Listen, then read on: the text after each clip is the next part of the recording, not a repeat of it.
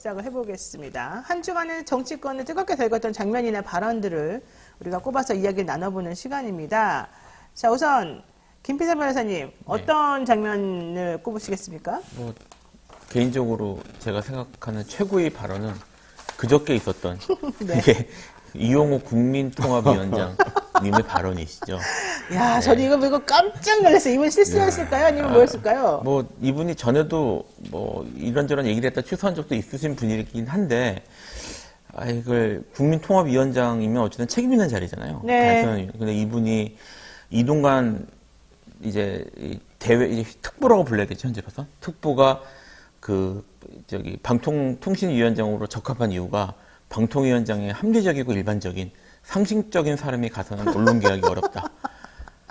그래서 네. 그래서 이런 식의 말씀하셨다고 그래서 이게 이제 갑자기 어제 뉴스 보도된 이후에 막 언론 언급도 됐지만 아시겠지만 제가 지난 정권에 언론개혁에 관여했던 사람이고요. 그렇죠. 네, 했었고 제가 네. 한 것 때문에 욕도 많이 먹고 제가 막 항의 전화도 되게 많이 받았거든요. 아, 그래요? 네, 제가 아는 기자들이 막 해서 집요하게 막 하고 설명해도 한 말 또 하고 이런 일도 있었고 제가 국회에 가서 토론하는데 이제 반대쪽 그러니까 지금 현대 여당 쪽으로 온 전문위원들하고 막 싸우고 했던 것들 막 스쳐 지나가면서 그분들이 이런 발언을 보면은 가만히 있어야 되는 건 게 맞는가? 왜 다 조용한가?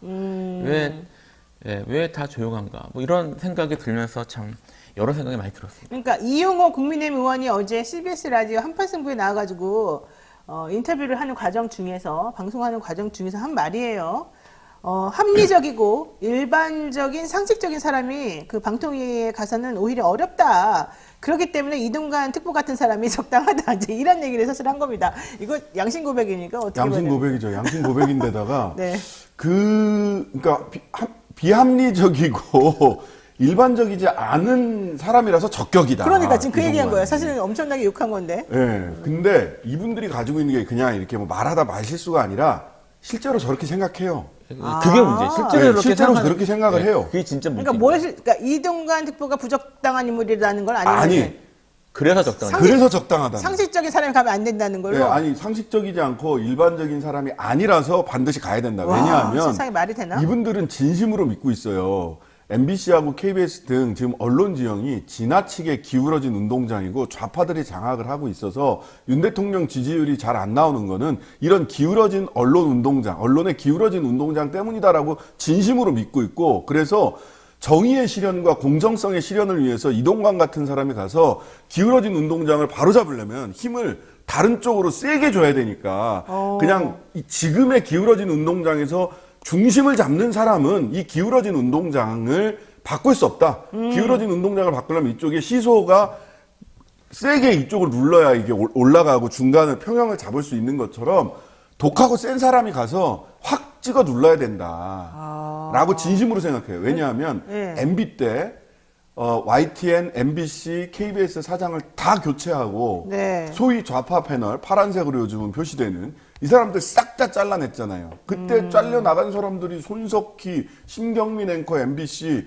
이런 사람들까지 싹 다 잘려나가고 블랙리스트 해가지고 김재동 이런 사람들 다 잘려나갔던 거 아니에요? 네, 심지어 네. 김미화 세계는 그리고 우리는 그렇죠. 김미화 씨까지 다 잘려나갔잖아요. 근데도 자기들이 못 제대로 완승을 못했거든요. 지금 보면 내년 선거를 생각해보면 머릿속에 하얀 겁니다. 이런 지역에서 못 이긴다. 이렇게 생각하는 거예요. 그러니까 어제 안 그래도 보도 나온 거 여론조사 나온 게 있더라고요. 동아일보인가 어딘가서 한 건데 그러니까 총선 내년 4월달 그 총선에 지금 만약에 치르려면 어느 당을 찍겠습니까? 그랬는데 그냥 전부 다 민주당이 높게 나왔어요. 국민의힘보다. 그러니까 그런 보고를 사실은 용산이나 이런 데서 많이 받겠죠. 그러다 보니까 이거 좀 대책을 미리 마련해야 된다는 생각을 했을 수도 있어요. 근데 그 마련하는 방법이 합리적이고 정상적인 사람이 가면 이거를 뒤집을 수 없으니 그냥 무대 보이고 억지 부리는 그런 사람이 가서 이걸 해결해야 된다. 이렇게 생각한다는 거예요. 고기도 먹어본 놈이 잘 먹는다. 한번 장악해본 사람이 가서 더 장악 잘할 수 있다. 그렇게 되는 이런 거죠. 생각인 거죠. 네. 그리고 이렇게 지지율이 떨어지면 민생 경제를 잘 돌보고 외교안보를 잘해서 지지율을 올려야 된다. 이렇게 생각을 하는 게 정상적이고 일반적인 방식이잖아요. 네. 네. 근데 일단 조지고 혐오를 부추기고 네. 장악하고 뭐 정상적이고 일반적이지 않은 방식, 정상적이고 일반적이지 않은 사람을 통해서 이 사태를 해결하려고 하는 생각을 갖고 있는 거죠. 야, 진짜 어제 정말 대정부질문에서 정말 특이한 게 이것입니다. 방송사 지방선거기획단 구성 실태 및 고려사항이라고 한 제목의 문건이었는데 이게 2016년 6월 선거를 앞둔 1월 달에 작성이 된 문건이었고요. 이게 국정원하고 같이 만들었다는 얘기입니다. 당시 MBC의 선거기획단 인적 구성을 조사해 보니까 좌편향적 인물이 너무 많더라. 그러니까 건전 보도를 할 수 있도록 우리가 유도를 해줘야 된다. 이게 이제 핵심 내용이었습니다. 그러면서 경찰과 방통위도 방송통신심의위원회도 선거기획단의 인적 구성을 조사해서 건전 매체와 보수들과 함께, 보수단체들과 함께 좌편향 선거보도를 견제해야 된다 이런 내용까지 적혀져 있었다는 거죠. 이거를 고민정 의원이 한덕수 총리에게 물어보면서 건전보도 유도라는 게 도대체 뭐냐 물어보니까 아니, 당신이 가지고 있는 그 문건이 뭔지도 내가 잘 모르겠고 사실인지 아닌지도 모르는데 내가 어떻게 대답합니까? 나중에 대답하겠습니다. 이러다가 서로 좀 싸웠어요. 제가 지금 진행하고 있는 사건 이제 곧 판결 나오는데 이제 드디어 나오는데 드디어. 예, 네. 제가 이명박 시절에 국정원 블랙리스트 사건을 하거든요. 아. 딱 그래서 근데 사실 피고로 지금 저기 국정원 관련된 인물들을 주로 넣었고요. 원세훈 이런 사람을 넣고 이동관은 넣지는 않았어요.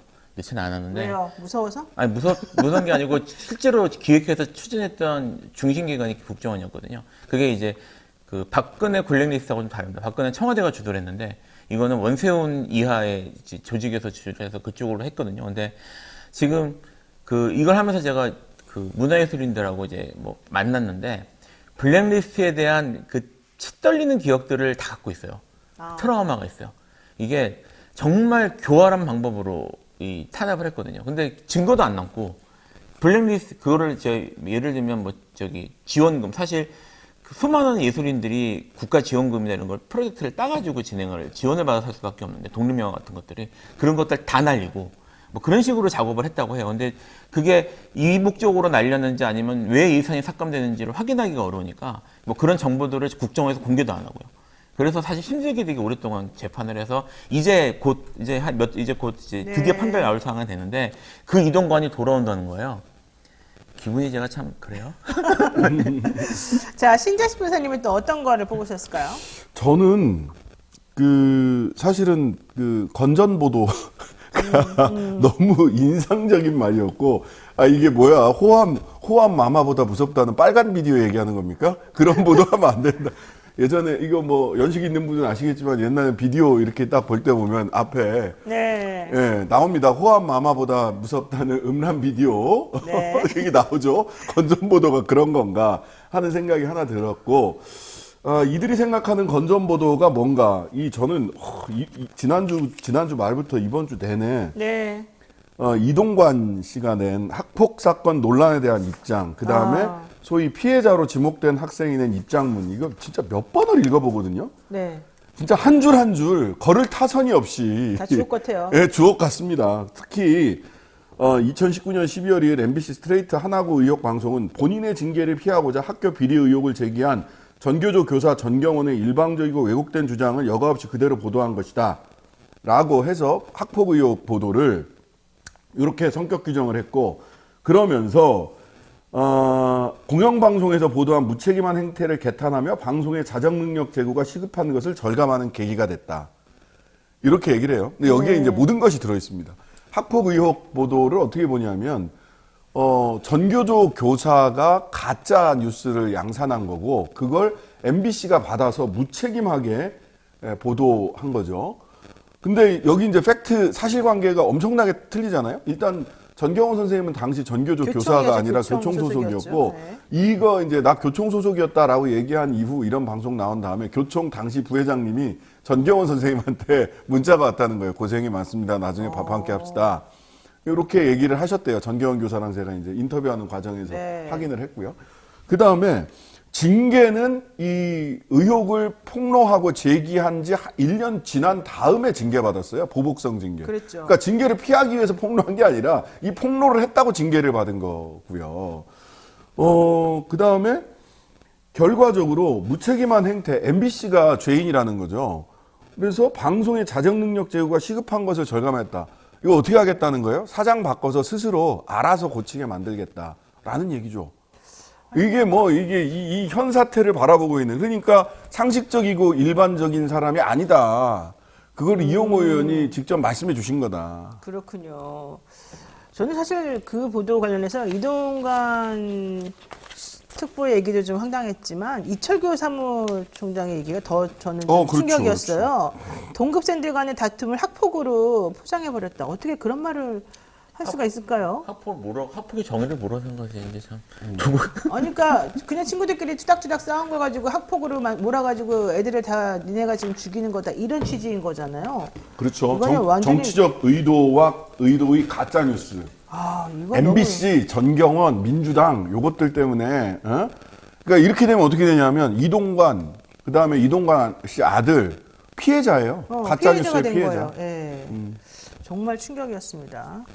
근데 그분들이 정말로 이 학폭을 그렇게 생각하고 있다는 게 저는 참 이해가 안 가는 게, 학폭으로 인한 피해를 입은 사람들이 얼마나 큰 트라우마를 가지고서 평생을 사는지를 잘 모르시는 것 같아요. 그 진술서에 보면은요, 주변 학생들이, 그러니까 그 피해자로 지목된, 스스로는 피해자가 아니라고 하는 사람 한 사람뿐만이 아니라 진술서 자체를 2명이 작성을 했고, 거기에 나온 피해자만 4명이고요. 진술서에 나오는 피해자만 4명이고, 그 다음에 거기 보면 이제 친구들이 너무 심하게 이 친구가 이동관 씨 아들이 하니까 친구들이 일부러 동선을 분리해 주거나 가서 집단적으로 막아주거나 하는 일도 벌어져요.